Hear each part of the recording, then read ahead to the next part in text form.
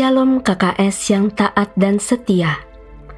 KKS, 2 pasal yang kita baca ini menceritakan akibat dari pemberontakan bangsa Israel terhadap ketetapan-ketetapan Tuhan.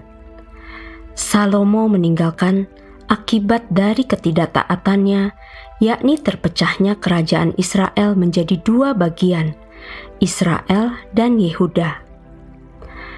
Ada Yerobeam dan Rehabeam, 2 nama yang muncul setelah kepemimpinan Salomo.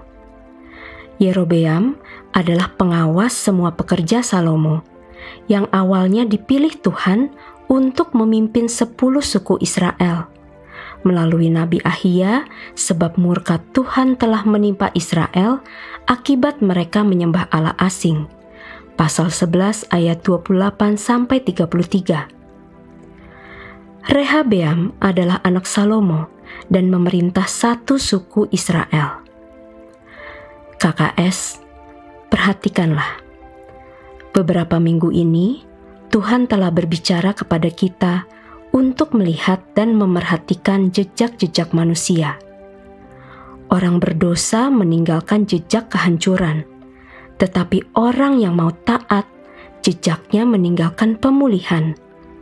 Terobosan sepanjang tahun seperti jejak Tuhan yang meninggalkan lemak.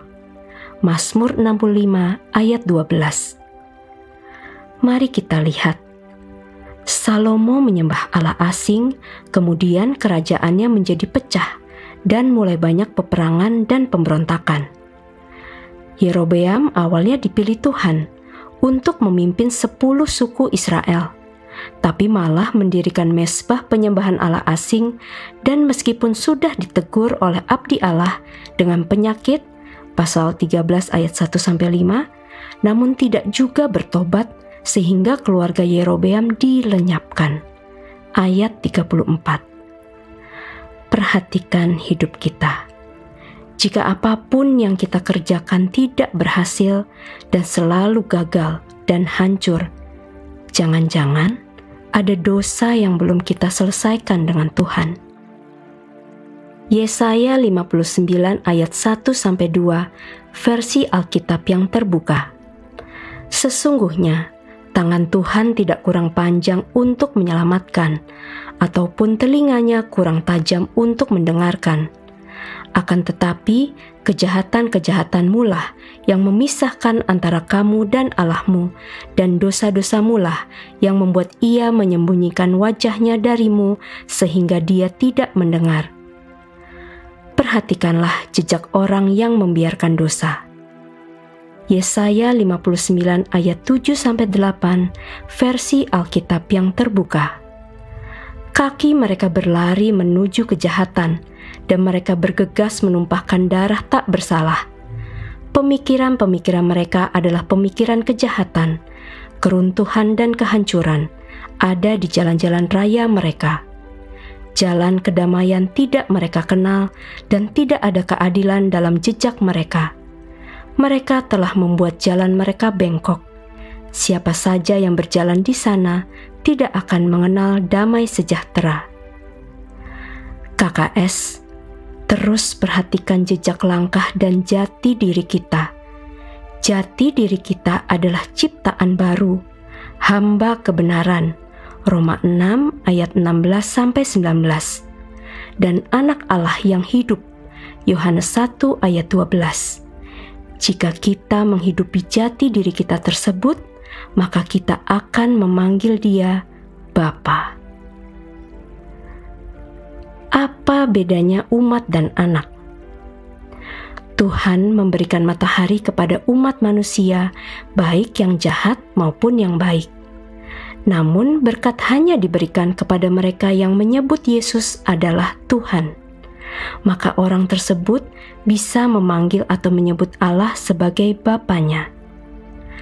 Apabila kita memanggilnya Bapa, namun kelakuan kita bukan seperti anak Bapa, maka kita hanya sebatas umat.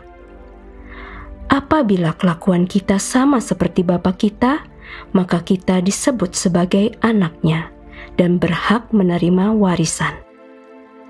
Tersedia berkat Bapa bagi anak-anaknya, dan untuk itu tersedia kunci untuk membuka akses surga.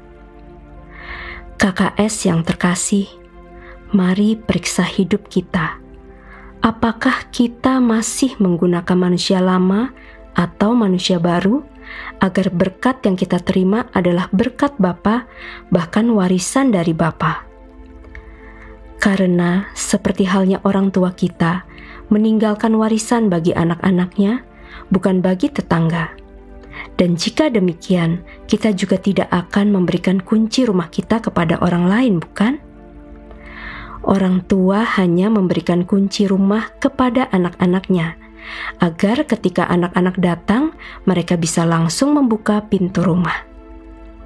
Mari pahami firman dengan pikiran yang sederhana dan tidak dibuat rumit, agar dengan pemahaman yang akurat tersebut, kita siap dan segera berfungsi menjadi terang dan garam. Pastikan ketiga hal ini. Apakah aku manusia lama atau manusia baru? Apakah aku hanya sekedar umat atau aku ini anak Bapa di surga? Periksa dan lihat kondisi hidup kita masing-masing pada hari ini. Satu hal yang tidak pernah berubah, Dia tetap Bapa yang baik, dan Bapa menunggu kita yang masih di posisi umat untuk kembali menjadi anak. Selanjutnya, mari kita bahas pasal 13 lebih lanjut. Kenapa ada seorang nabi yang mati mengenaskan dimakan singa di tengah jalan? Pelajaran yang bisa dipetik. Pertama, Tuhan tidak pernah memberikan perintah yang pelin-pelan. Dalam waktu yang bersamaan, tidak mungkin membuat perintah yang berbeda. Jadi KKS, dengarkan saja apa yang dikatakan firman, tidak melenceng, tidak pelin-pelan. Jika ada seorang hamba Tuhan mengatasnamakan dirinya nabi, tetapi penglihatannya bohong dan kelakuannya tidak seperti hamba Tuhan, kita perlu waspada dan berhati-hati. Disinilah karunia membedakan roh perlu untuk kita miliki agar tidak terjebak pada pengajaran yang tidak sesuai firman.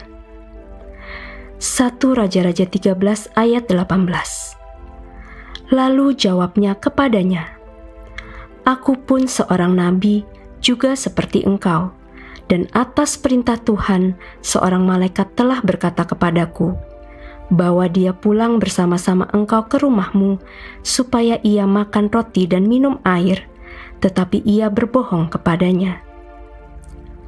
Kedua, kita berada di dalam satu tim pelayanan. Hendaknya tidak saling menjatuhkan. Tetaplah sepakat dengan firman Tuhan.